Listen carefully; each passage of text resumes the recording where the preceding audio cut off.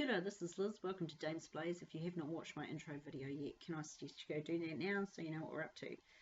We're looking today at John, grab your Bible and we'll dig it on. Today we are looking at John chapter 5, verses 10 to 15. It is a long one today, apologies for that one. And I'll read them to you now. The Jews therefore said to him who was cured, "It is the Sabbath. It is not lawful for you to carry your bed." He answered them, "He who made me well said to me, 'Take up your bed and walk.'" Then they asked him, "Who is the man who said to you, 'Take up your bed and walk'?" But the one who was healed did not know who it was, for Jesus had withdrawn, a multitude being in that place. Afterward, Jesus found him in the temple and said to him, "See, you have been made well. Sin no more, lest a worse thing come upon you." The man departed and told the Jews that it was Jesus who made him well.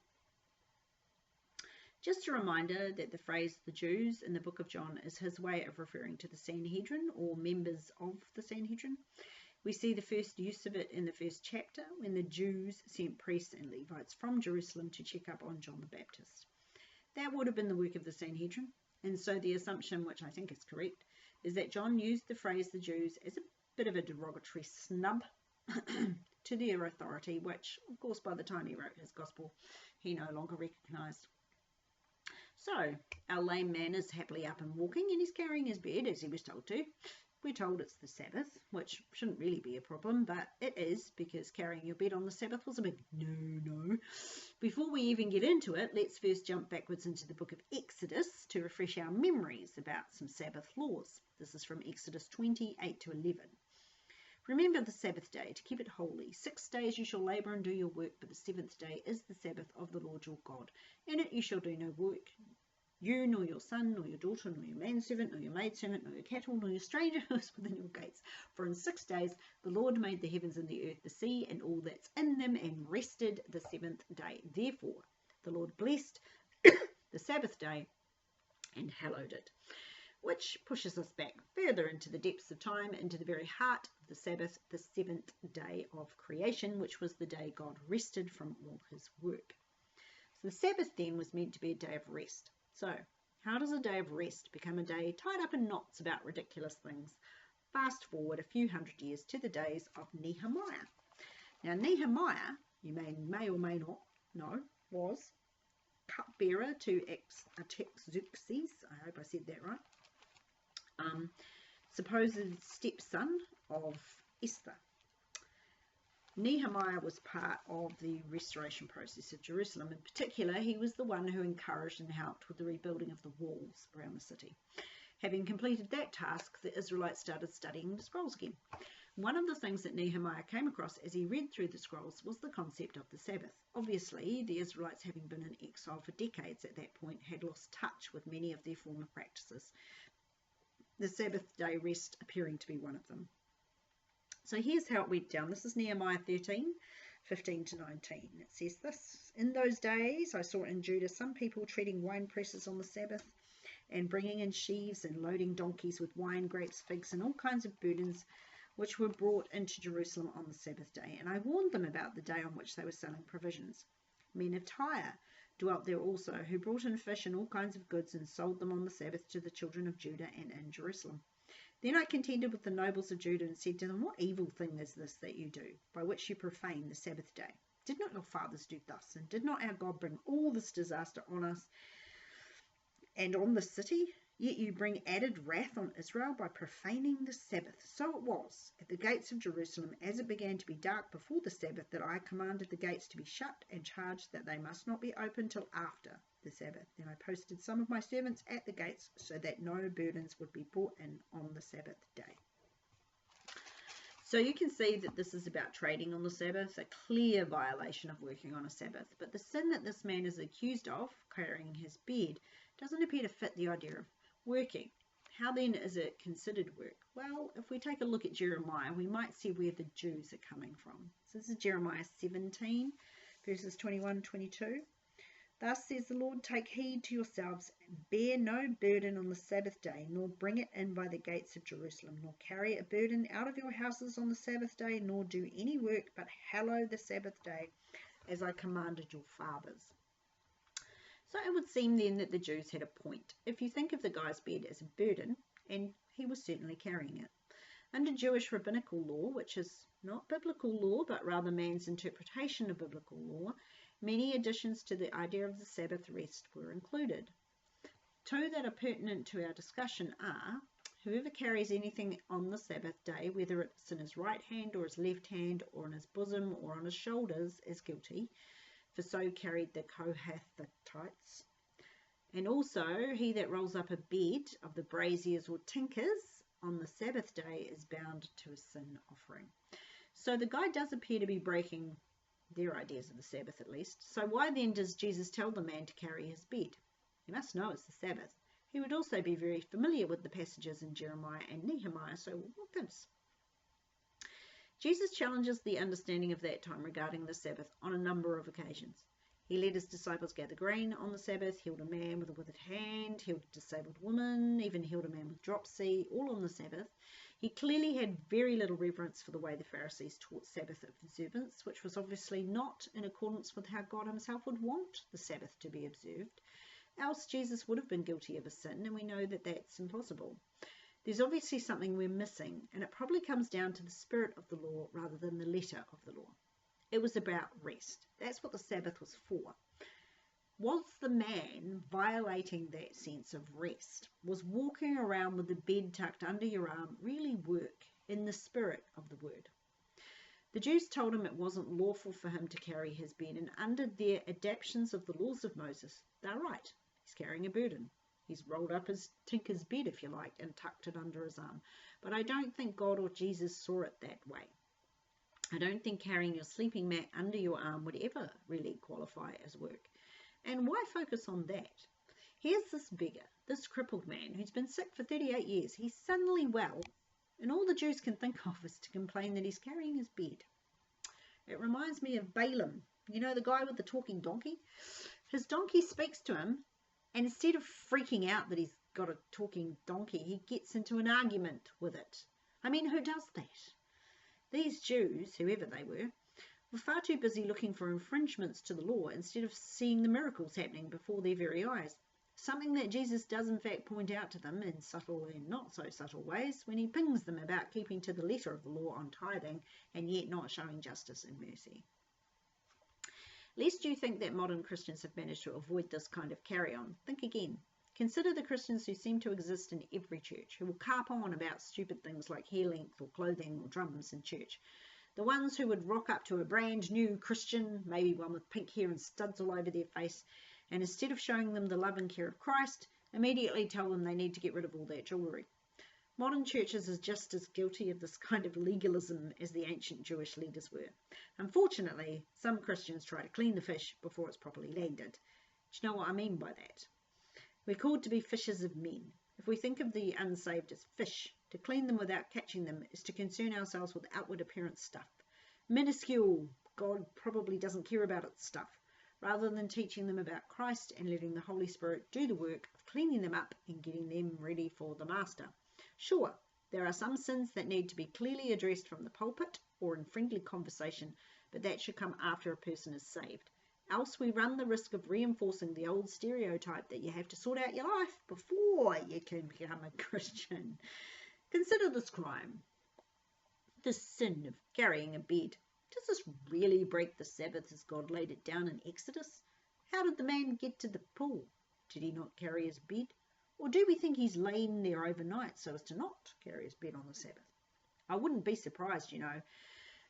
It would certainly be in keeping with how crazy some of the restrictions on the Sabbath were back in the day. Or even today. Do you know that some ultra-observant Jews won't even turn a light on or off on the Sabbath because they consider breaking the electric circuit to be work? Mankind's very good at going off on strange tangents. So the man's accused, so how does he respond? He who made me well told me to pick up my bed and walk.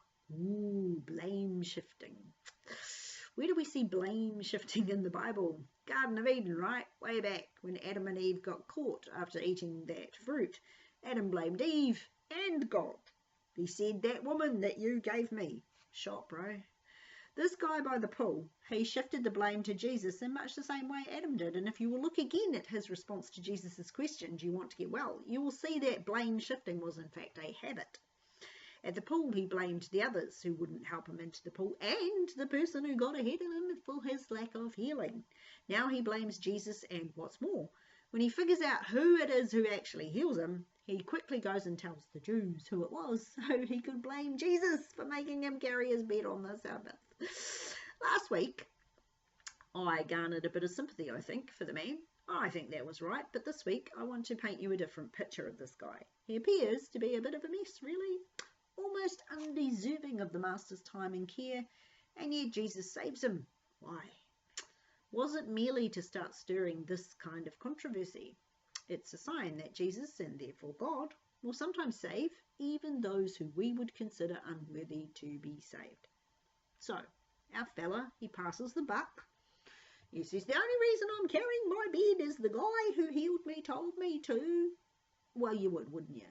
You would carry your bed if the guy who saved you from 38 years of monotony told you to get it up. You would assume that he knew what he was saying. So the Jews asked him the obvious question, who told you to take up your bed? Not who healed you, you'll note. They don't really care about healing. They only care about the scandalous breach of the Sabbath.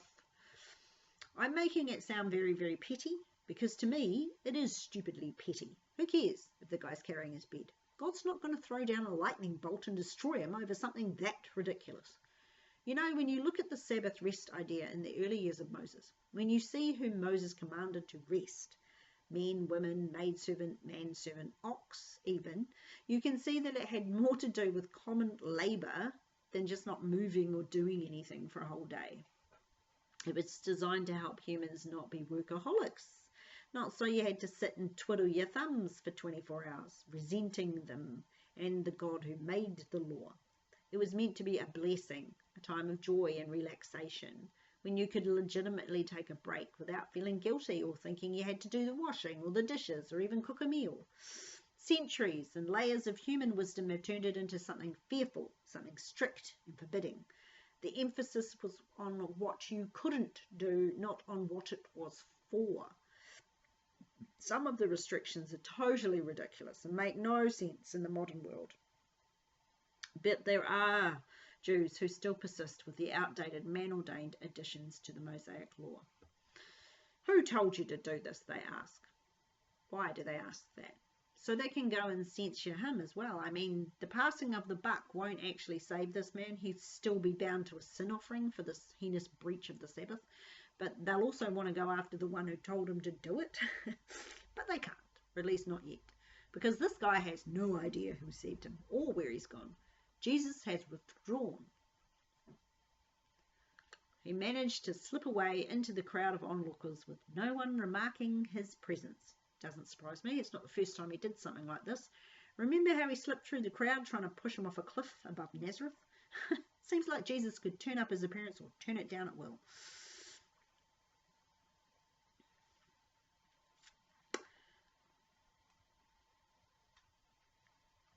It all happened in a manner that meant our ex-cripple had no idea who had healed him. No idea. Get that? No idea. Hadn't recognised Jesus at all. Maybe the rumours of his abilities hadn't penetrated to the Pool of Bethesda. Maybe it was common for healers to wander around giving out random healings. Who knows? From our perspective, it seems odd. In fact, comparing it to modern faith healers, it's downright weird. These days, healers make a big splash. They've got cameras and witnesses. They make a big performance. They're out there in the public eye. Or at least some of them are. Usually the ones that actually aren't healers at all.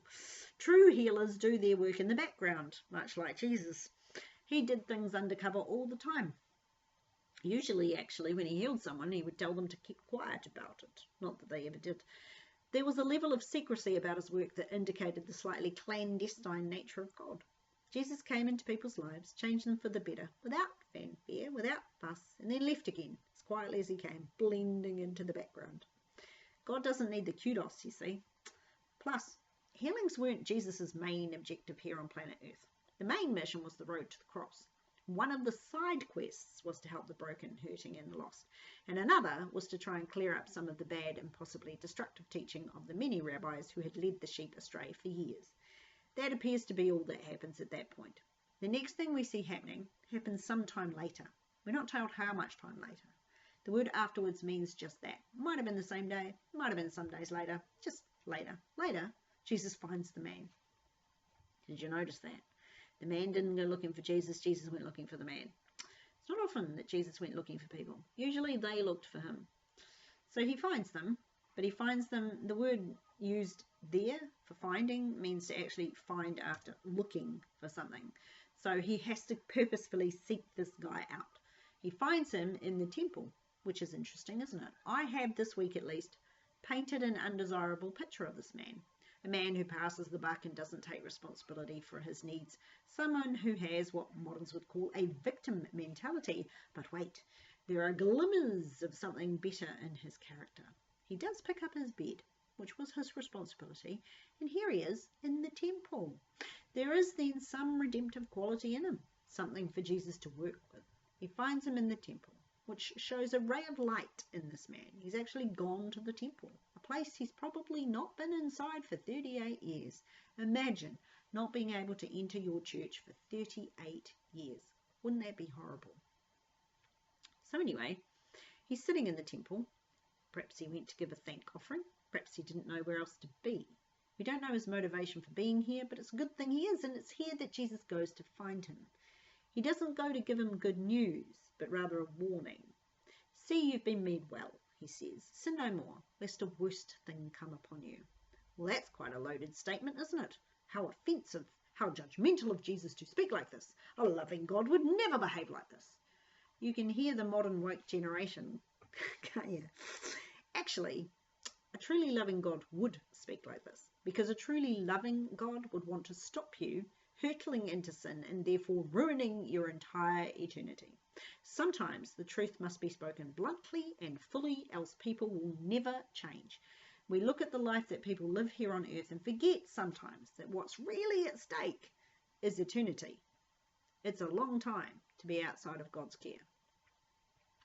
Jesus goes to find him to finish the work. It wasn't enough that he be healed.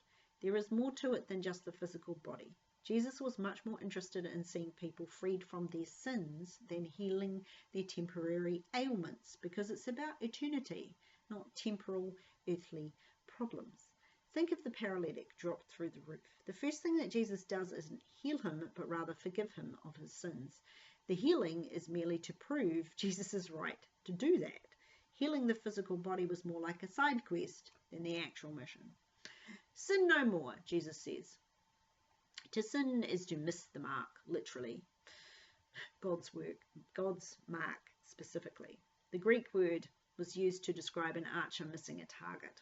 That's what sin is, to miss the target. So what is the target then? Well, it's the will of God, of course. He designed the target. He set it up. It's his mark that we try to hit. Missing it more than we realise, I suspect. This guy had clearly missed the mark quite badly, because Jesus links his previous malady with a sin. Now, that doesn't mean that every sickness is down to sin. The book of Job should tell you that's clearly not the case. Or if you want a New Testament example, consider the man born blind in the 9th chapter of John. You know, the one where everyone was like, who sinned, this man or his parents, seeing as he was born blind? You know what Jesus' answer was? Neither. It was so the works of God could be revealed. Sickness can be by sin, caused by sin, but certainly not always. We live in a broken world. Things happen. In this guy's case, his affliction was, in fact, down to sin, so we can speculate what that might have been and how it affected him. But honestly, what would we have to go on? I mean, it's just idle speculation. Jesus doesn't mention it, but does give the man a warning. Sin no more, lest a worse thing come upon you. A worse thing? Yikes, man, what's worse than 38 years of illness? So the word worse in Greek obviously means worse or more severe, but it stems from an older word that means more evil, and it includes the idea of a worsening condition either physically, mentally, or morally. So it could get horrendously bad for this guy. Something worse than 38 years of being sick was on the horizon, and this guy needs to take it seriously. Excuse me. Now, usually when Jesus heals people, he will say that their faith has made them well. Not this time. This event seems to be the direct opposite of this. Not only did the man not ask for healing, but the only thing he had faith in was some bubbling water. Jesus doesn't heal him because he's bubbling over with faith. He heals him, I suspect, to start the ball of controversy rolling. It's interesting that the controversies that stirred most often were about the Sabbath. Seems like the day of rest was taken by God more seriously than we perhaps think. How does our ex-cripple respond to this warning? Well, he goes to tell the Jews that it was Jesus who made him well. He's a tattletale as well as a blame shifter. You know, I'm really starting to not like this guy, but I suppose he's a good representation of many a human being. Why does he do this, do you think?